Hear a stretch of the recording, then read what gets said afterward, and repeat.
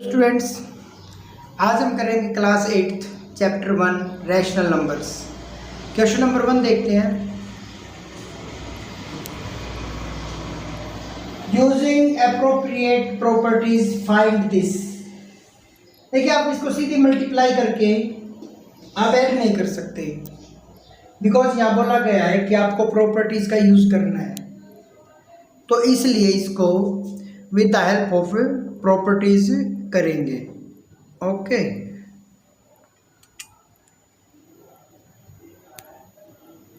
आइए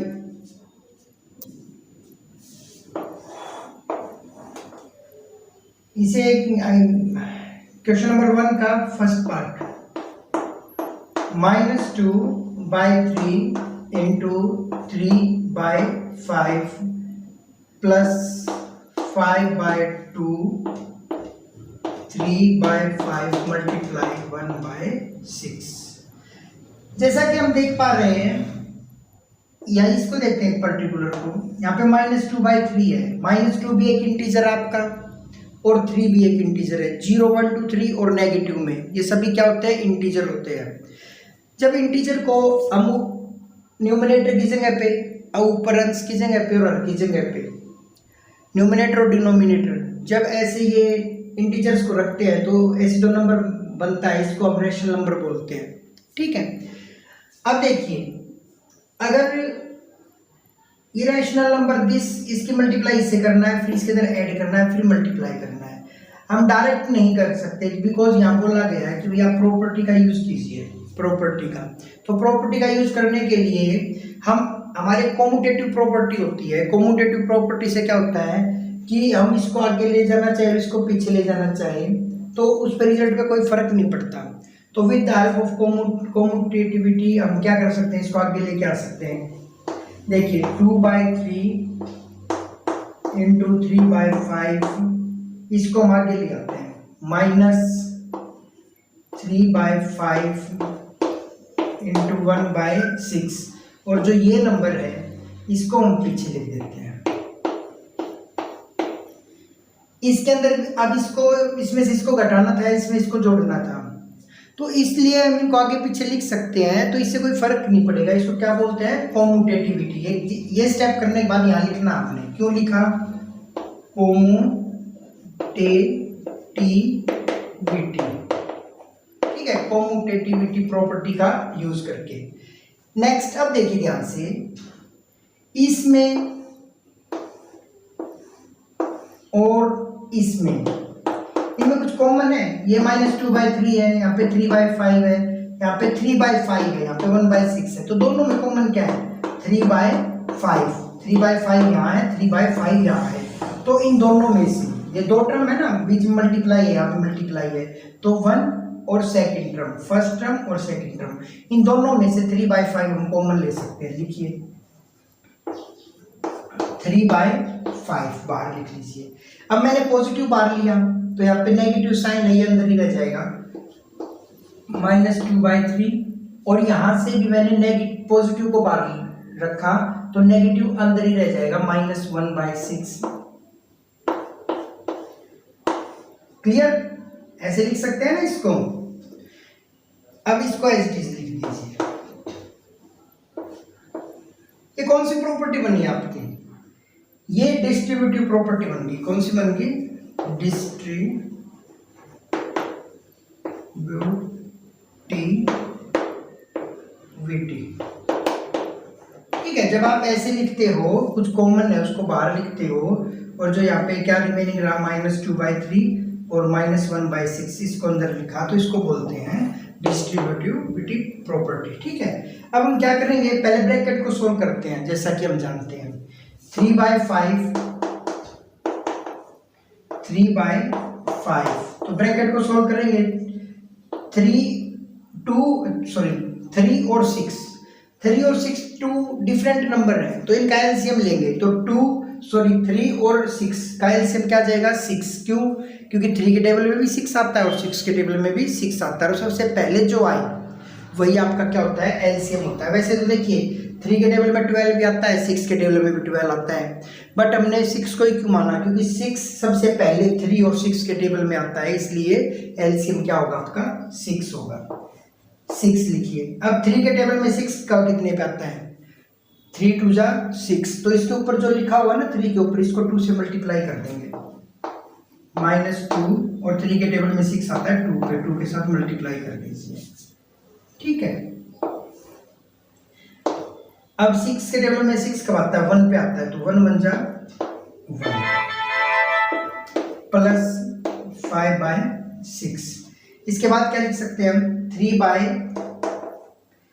3/5, नेक्स्ट यहां लिख देता हूं 3/5, इसको सिंप्लीफाई कीजिए, 2 2 जा 4, -4 और -1, -4 क्या बन जाएगा, -5, बाय में क्या है 6, प्लस में क्या है 5/6, इस 5 1 जा 5, और ये ऊपर हम काट सकते हैं, 5 1 जा 5, तो -1 है, तो -1 और 3, तो क्या बन जाएगा -3 बाय में 6 प्लस 5/6।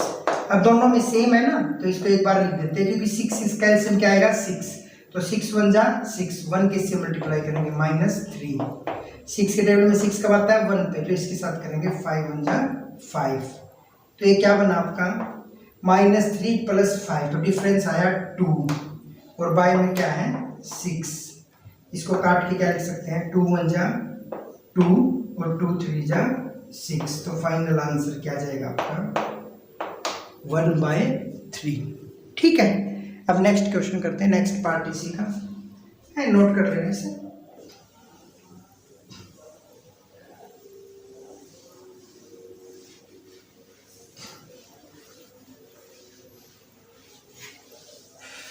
सेकंड पार्ट देखिए,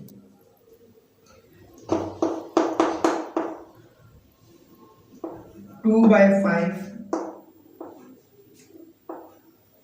मल्टीप्लाई -3/7 -1/6 इंटू 3/2 प्लस 1/14 2/5। अब इन्हें फिर लिखिए, देखिए यहाँ पे 2/5 है, ये टर्म है, तो आपकी देखिए जब प्लस माइनस से टर्म अलग होती हैं, मल्टीप्लाई या डिवाइड से टर्म्स अलग नहीं होती, प्लस या माइनस आएगा तो ही हम उसको अलग मानते हैं। देखिए ये मल्टीप्लाई है तो ये एक ही टर्म है, ये भी मल्टीप्लाई है, माइनस है तो ये अगली सेकंड टर्म हो गई, ये आपकी थर्ड टर्म हो गई। अब हमें ऐसा देखना है किन टू टर्म्स में कुछ कॉमन नजर आता है। देखिए 2/5 है, 2/5 इसमें भी है, ठीक है, 2 में है, ठीक है, इनको पहले लिख लेंगे, इसको आगे लिख लेंगे और इसको पीछे लिख देंगे, तो इससे क्या हो जाएगा 2/5 इसमें भी है, -3/7 इसको आगे लिख लीजिए, प्लस 1/14 इंटू 2/5 इसको पीछे लिख लीजिए, 1/6 इंटू 3/2, इसको क्या बोलते हैं, इसको बोलते हैं कोमुटेटिविटी,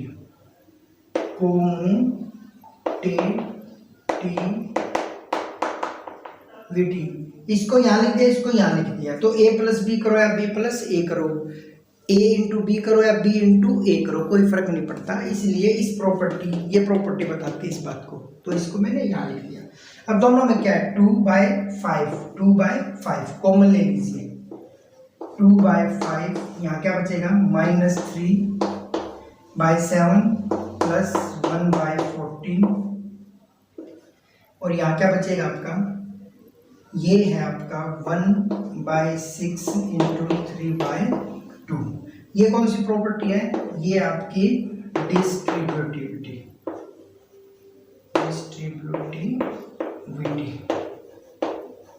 ओके। अब इसमें क्या करेंगे 2/5 एलसीएम कितना आएगा 14, 7 2 जा 14, 3 2 जा 6, 14 1 जा 14, 1 1 जा 1, ठीक है, एलसीएम आपको लेना आता है ना। देखिए वैसे बता भी देता हूँ, 7 और 14 का एलसीएम आएगा 14, क्योंकि 7 और 14 के टेबल में सबसे पहले 14 आता है, ये एलसीएम हो गया। 7 के टेबल में कब आता है 14, 2 पे आता है, तो 7 के ऊपर क्या नंबर है -3, तो इसकी 2 से मल्टीप्लाई कर देंगे 6 हो जाएगा। एक माइनस का प्लस का 2, तो माइनस और प्लस की मल्टीप्लाई करेंगे तो माइनस में आ जाएगा। 14 1 जा 14, तो 1 पे जाएगा, तो ऊपर भी 1 है, तो 1 1 जा 1, यहाँ पे 3 होता तो 3 1 जा 3 आ जाता। ठीक है, अब इसको सिंप्लीफाई करना चाहते हो तो कर सकते हो आप। यहाँ पे क्या है 3 1 जा 3, 3 2 जा 6, तो 1 1 जा 1 माइनस का 1, 2 2 जा 4, ऐसे इसको क्या लिख सकते हो 2/5 माइनस का 6 है प्लस का 1 है, तो क्या हो जाएगा -5/14 1/4, 5 1 जा 5, 5 1 जा 5, 2 1 जा 2, ये माइनस का है, तो 2 1 जा 2, माइनस का है तो -2, बाय में 40 1/4, पर इसको काट लीजिए, 2 1 जा 2, 2 7 जा 14, इससे आगे क्या जाएगा 1/4 माइनस का है और माइनस का 1/4, तो एलसीएम क्या है 2 और 7 का। देखिए 2 और 7 का एलसीएम, 2 और 7 में सबसे पहले 28 आता है। ठीक है, तो यही आपका एलसीएम हो जाएगा। 2 और 7 में 28 आता है। 7 के टेबल में कब आता है 28, 4 पे, तो ऊपर आ जाएगा -4, और 7 के टेबल में कब आता है 7 पे, तो 7 1 जा 7 -7 आ जाएगा, तो इसे क्या लिख सकते हैं हम -11/28, ये हो जाएगा आपका आंसर सेकंड का। ओके, आइए अब सेकंड सम करते हैं। पॉज करिए, इसको राइट डाउन कर लीजिए। ये फर्स्ट स्टेप है, ये आपका सेकंड है, ये थर्ड है, ये फोर्थ है, ये 5 है, ये 6 है, ये 7 है और ये 8 है। ठीक है, 8 7 6 5 4 3 2, ठीक है 1, ये लिखा हुआ है, इसको 1 2 नाम देना चाहो तो 1 भी कह सकते हो। ठीक है, रब कर देते हैं। डायरेक्ट मल्टीप्लाई नहीं करनी इनका, आपने डायरेक्ट मल्टीप्लाई करोगे तो सम गलत है, बिकॉज यहाँ बोला गया है एप्रोप्रिएट प्रॉपर्टी का यूज करना है। ओके, एडिटिव इनवर्स देखिए, एडिटिव इनवर्स 1 2/8, 2/8 का एडिटिव इनवर्स क्या होगा? एडिटिव इनवर्स से मतलब ये होता है किसी नंबर के अंदर हम क्या नंबर ऐड करें कि रिजल्ट आपका क्या आ जाए 0 आ जाए। किसी नंबर में हम क्या ऐड करें कि रिजल्ट आपका 0 आ जाए। जैसे 5 है, 5 में क्या ऐड कर रहे हैं -5, तो सिर्फ क्या करना है हमें उसका साइन चेंज कर देना है, क्योंकि 6 में क्या ऐड करें -6, -6 में क्या ऐड करें +6, 9 में क्या ऐड करें -9, -9 में क्या ऐड करें +6 +9, तो सिर्फ साइन चेंज करना आपको। देखिए इसका एडिटिव इनवर्स क्या हो जाएगा, एडिटिव इनवर्स इसका एडिटिव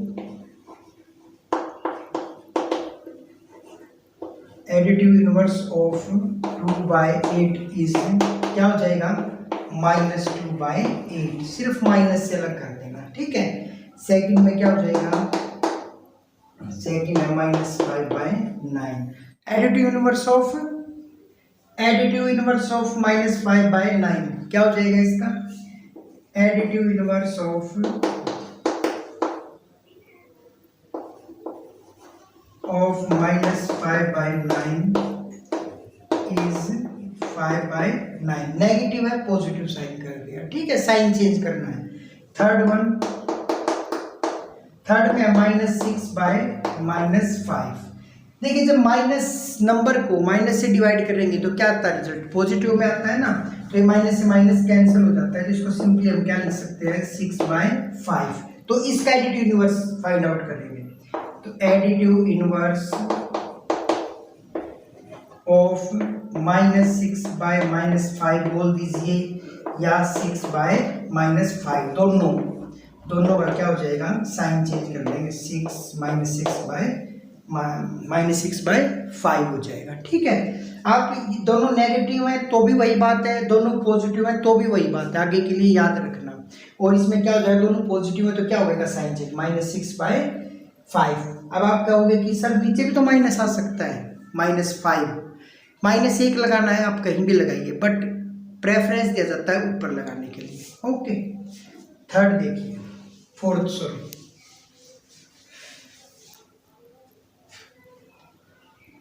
2/-9। अब ये है, इसको क्या प्रेफरेंस देंगे, हम ऊपर लिखेंगे ये, तो एडिटिव इनवर्स क्या हो जाएगा, एडिटिव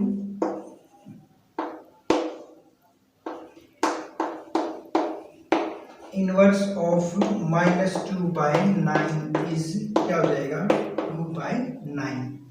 ठीक है, फिफ्थ का क्या हो जाएगा,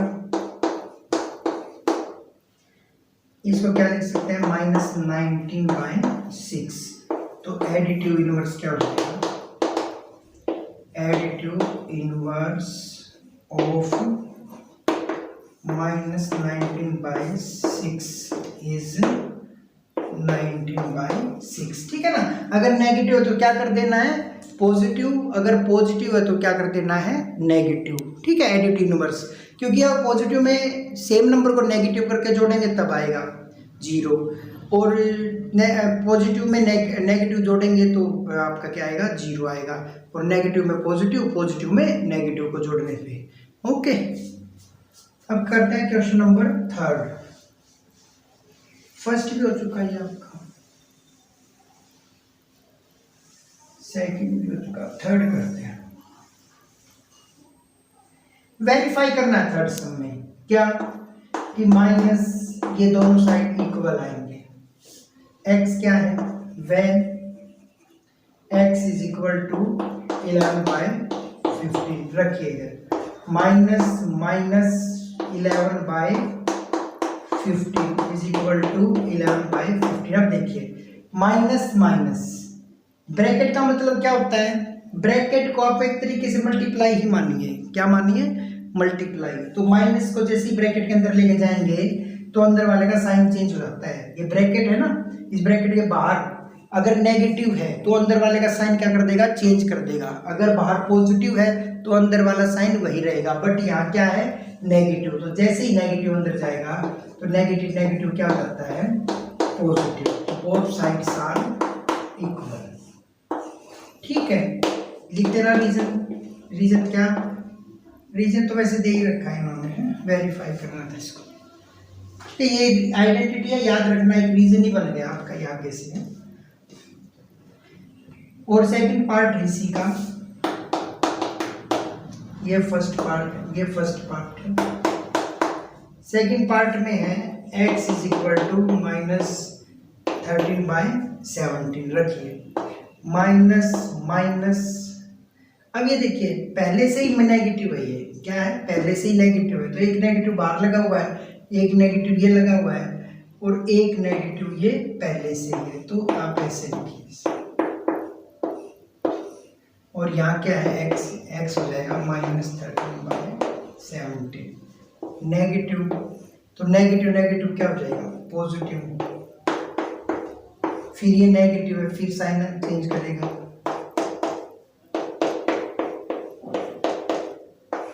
तो ये भी आपका वेरीफाई हो गया। आज हमने किए 1 to 3 क्वेश्चंस। ठीक है, और एक बात और कहना चाहूँगा, ये आपका जो रैशनल नंबर्स होते हैं ये इंटीजर अपॉन इंटीजर होते हैं, जैसे मैंने बता दिया था। बट इंटीजर्स क्या होते हैं, आपने 7th क्लास में फर्स्ट चैप्टर किया था। अगर आप उसको रिकैप करना चाहते हो कि भी मैं रिवीजन हो जाए हमारी, तो 7th क्लास की जो वीडियोस है ना, उन सब वीडियोस को जब भी टाइम लगे जरूर देखिए, काफ़ी हेल्पफुल होंगे आपको रैशनल नंबर करने में। Okay, thank you for watching, जय हिंद।